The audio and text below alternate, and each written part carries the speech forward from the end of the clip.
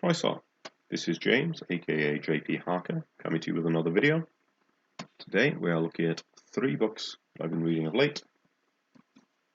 White Wolf by David Gemmell, Fit to Fight by Peter Considine, and the third one was an audiobook, so I don't have a physical copy, which is No No Fear by Dan Abnett, and it's a Space Marine book, so I'll randomly hold up a figure, just, I don't actually collect Marines, but I had these as a gift, so I'll randomly wave one if I feel like I need a prop. Because I'll be waving them, you won't see the very basic painting skill on display. If you want to see really basic painting skill, check out my Instagram. But, yes, I shall wave those every now and then. Well, the first one I'm going to look at is Paddy Considine's Fit to Fight. I've seen a few books like this. To give a tiny bit of context, I'm a lifelong martial artist. Did a little bit when I was a kid, but got very much into it when I was a teenager. And I've taught traditional jiu-jitsu, I've trained in Japan, I've done all sorts in my time. But I'm never as fit as I'd like to be. I don't look like ripped like Bruce Lee.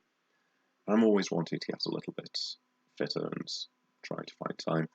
So I thought I'd look at this. I was given this some time ago, as you can see by the frame, and I read a little bit and then put it down and forgot about it. So I thought I'll have a proper look through, and it's very good.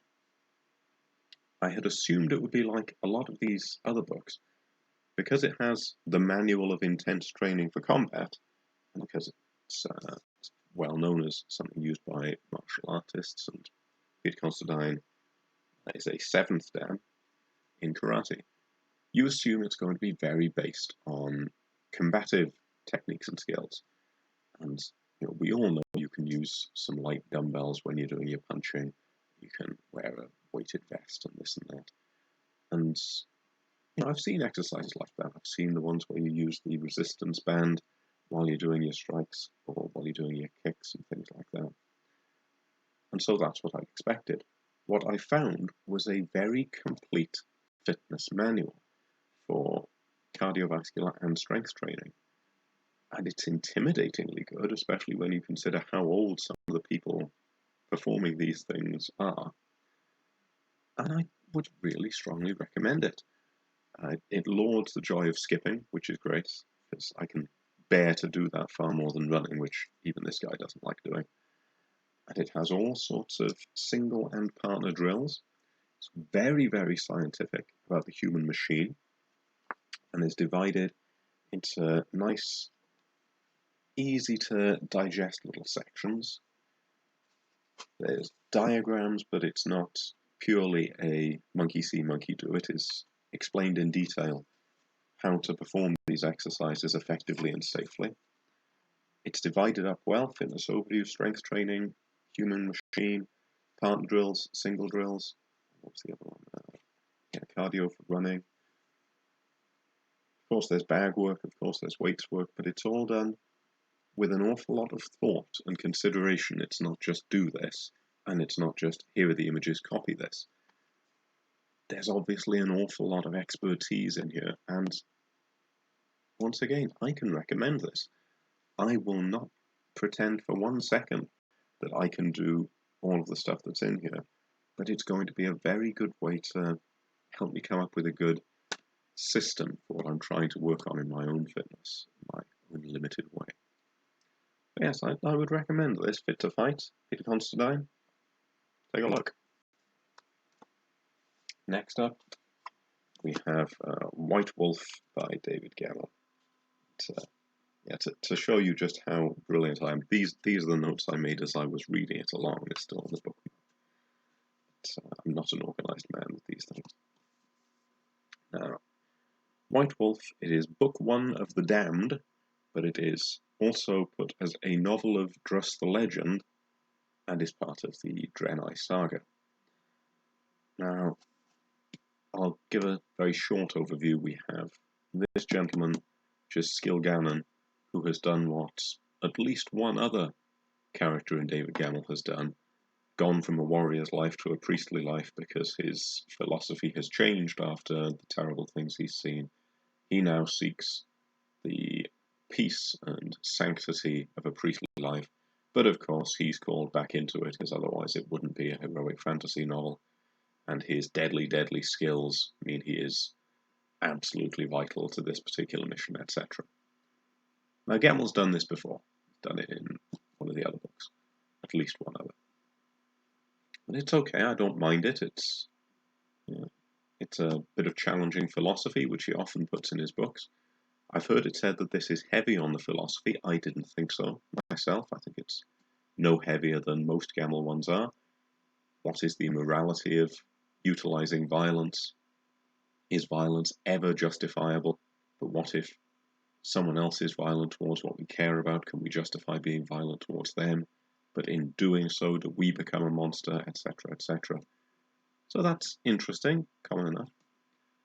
And I'll get the couple of negatives out of the way early on.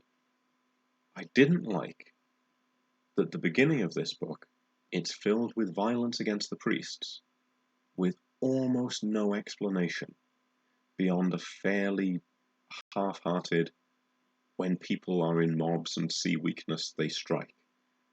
And then much later, a hint that priests are being used in a propaganda war to show these people are preaching against warfare, therefore they are traitors. But to suddenly have these complete pacifists being so vilely detested by people that they will attack them in the street in huge groups, people who are not normally wicked and evil will gang up in mobs and stamp on a priest's head. Why? Oh, because priests are bad. It doesn't really go into why, and it could easily have been explained why. There's plenty of ways that we could have gone into why this massive backlash against the priests. But it's perhaps deliberately shown as fairly mindless. I didn't like that. Gemmel is normally better at explaining himself than this. So there was that. It flirts with being a flaw. I think maybe. Druss the Legend is in this. I don't think he needed to be. Or if you're going to have the story of his portion of this story, make it a book of his own. Because we very nearly wound up with the protagonist, Skilgannon, almost becoming a secondary character in his own book. Now, I like Druss the Legend. I didn't like the ones when he's young, because the grumpy old man thing suits better when you're an old man. But I like old Druss the Legend. He's a bit of fun. It's nice to meet an old favourite character. But he didn't really belong here, I felt. I thought his part in this story, that could have been a separate book. It wouldn't really have made much of a difference. But he managed it. David Gemmell, he managed just about to keep Skilgannon more or less in the foreground and only slightly fading back now and then. But as for the character himself, that was good. I thought that was very good. Skilgannon is a seriously, seriously flawed protagonist. He's someone with a terribly dark past, a little bit like Waylander, but I would argue more so because Skilgannon oversaw the destruction of a city knowing that it would be the mass slaughter of civilians, including children. And he just went with it because he was on a high having defeated this army and just let it happen. Yes, it was the Queen's initiative that she wanted this message sent, but he allowed it to happen and he hates himself for it. And I think that serious flaw is good. His other serious flaw is that he is still in love with somebody who he knows is bad for him, but he can't help it. And he is sort of trying to put distance between them in order to make things work.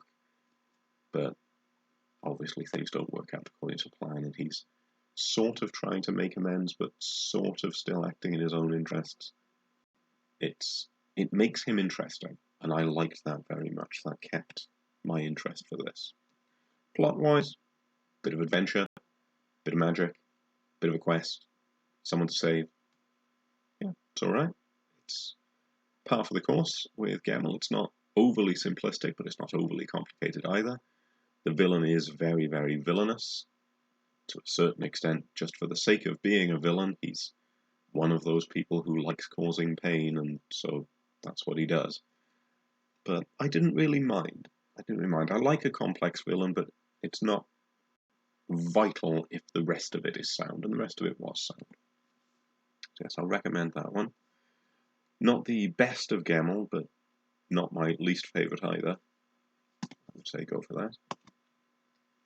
Now, as for No No Fear by Dan Abnett, picking these up and waving them just so I've got my prop. It's a Horus Heresy book, and it's about the attack on Calth, where the Ultramarines are turned upon by the Word Bearers. That is not a spoiler. Everybody knows what's going to happen. It is common knowledge, because we know from the earlier books in the series that the Word Bearers have turned. So we know that they are going to turn on the Ultramarines. It's just that the Ultramarines don't know this yet. Now, this also had its pluses and its minuses, but unfortunately it erred slightly more on the minuses to me. And that's a shame, because I really like Dan Abnett as a rule. Now, the first of those things is the Ultramarines are so very naive. For a group of people who are supposed to think tactically about everything, and it's a little bit of that is hinted at by someone being censured for thinking, should we plan tactically for a civil war? But for a group of people who are supposed to be clever, it's come as a huge surprise when that legion that you deliberately humiliated on Monarchia, where you destroyed their favourite city, and their Primarch was forced to kneel before your Primarch, are you really that shocked that when they came to be your allies, maybe when stuff started going wrong, they were behind it? This notion that, oh, it's unthinkable that Astartes could ever fight Astartes, I can understand why they put it in, but it doesn't really work when it's also semi-known that 2 Astartes chapters have been destroyed, probably by the Emperor's orders through Leman Russ. So it's not that unthinkable that it could happen again. It just seemed very, very naive of them to have fallen for it. The other issue, different guy. The other issue I had was there's an inconsistency, and I've found this in some other Horus Heresy books, and it's a problem when you have multiple authors.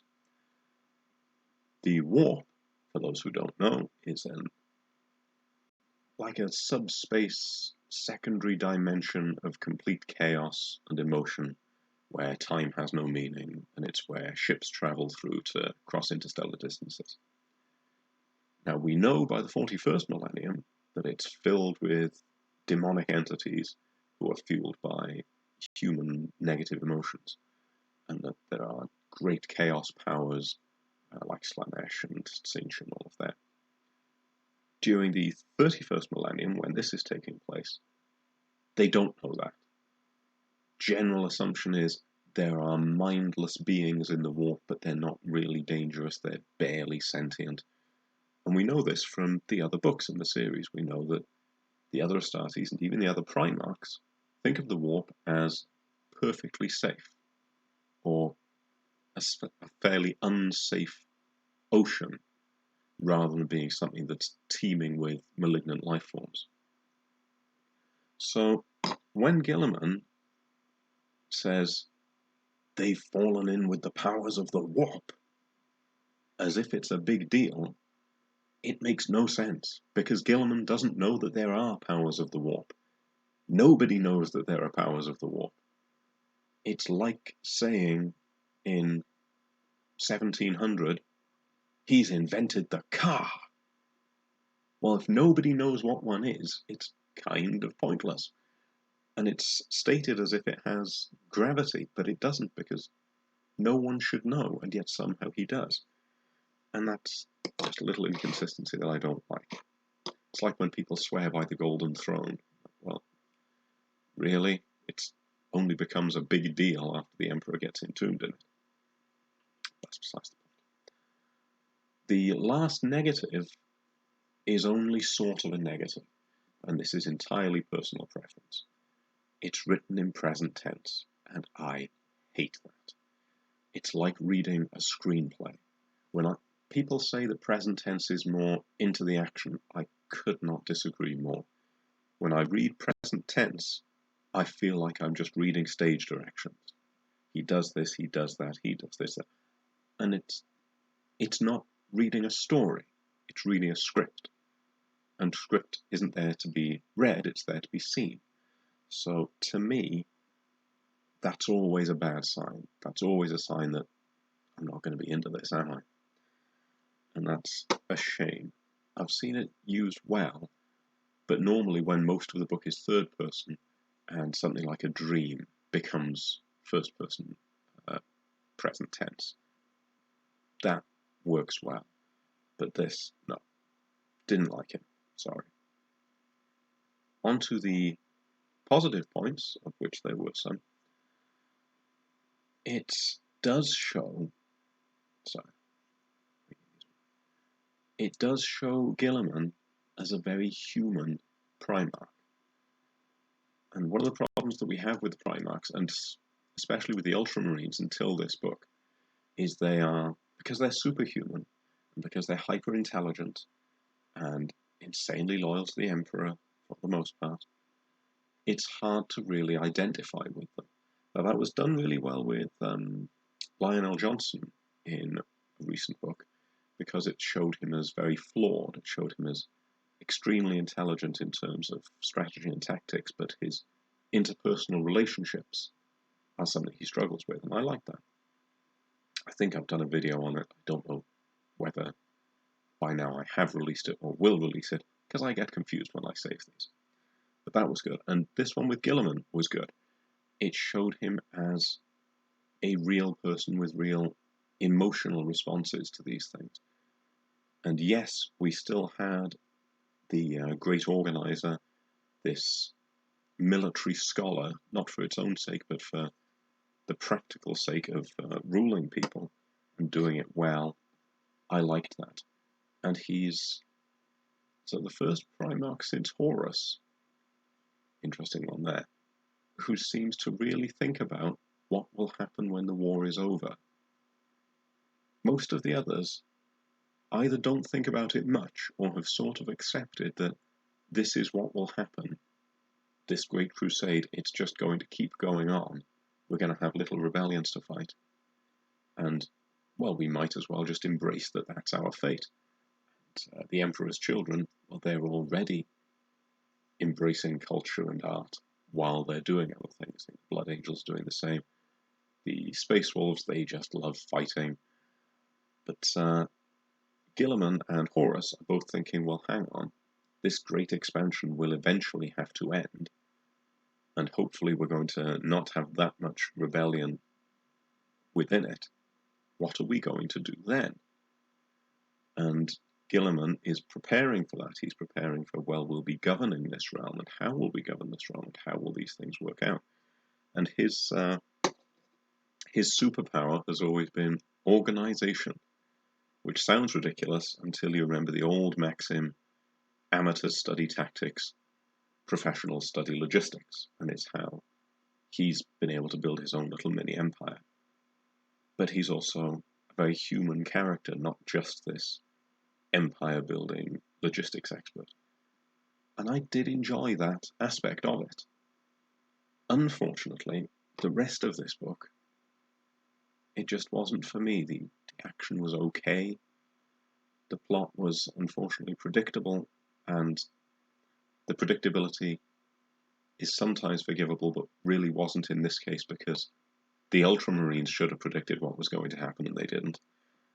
So that kind of spoiled it for me. And as I say, it was a shame, because I generally really like Dan Abnett. this one just swung and missed, and it is a shame. So my final, just putting my little figures on a thing, you can't actually see it. I'm just going to wave them here. It's a little, I'm easily distracted by these things. I won't recommend No Fear.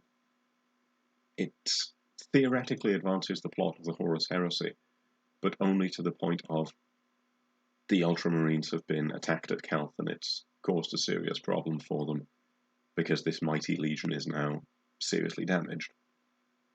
But you could have covered it in that sentence. Yeah, it deserved a book, but I don't like the way this one played out. I think this could have been done differently. It's just my opinion. So I'm going to leave us off there and stop playing with these little figures. As if I'm ever going to stop playing with these little figures. I waste my life painting these things. But I'm going to leave that there. David Gammel's White Wolf, I can recommend that, even if you're not normally a Gammel fan, with the caveat, if you're starting with Gammel, this may not be the best one to start with. Always start with Legend. But once you've read Legend, have a go at this. Fit to Fight. If you are at all interested in your physical fitness, this is well worth a look through. You will be intimidated by it, but I think it's well worth a go. And No Fear, I can't really recommend. It's not a bad book. Partly this is due to my own personal preference, but I wasn't a big fan. So I'm judging it harshly because it's present tense, but there were other flaws in it as well, and not for me, so I'm not going to recommend that one. And I shall leave my little commentary at that. So, this is James, aka JP Harker. Bilbao.